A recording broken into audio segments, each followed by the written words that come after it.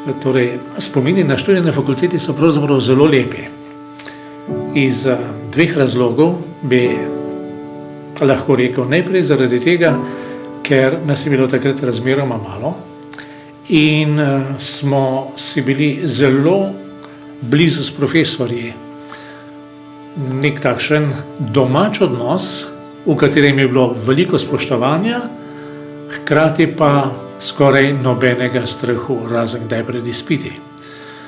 Po drugi strani pa tudi zelo lepe spomine zaradi sošolcev. Takrat nas je bilo v letniku dobrih 20, med 20 in 25. Malo se je število spreminjalo, glede na to, kako smo odhajali k vojakom oziroma se vračali od vojakov, in smo tudi med seboj ustvarili zelo bratske, kolegijalne odnose, v katerih smo drug drugega dobro poznali, v katerem je prihajala do izraza duhovitost, inteligentnost in hkrati tudi tista mladostna energija, s katero smo ustvarjali takšne lepe odnose v svojih letnikih.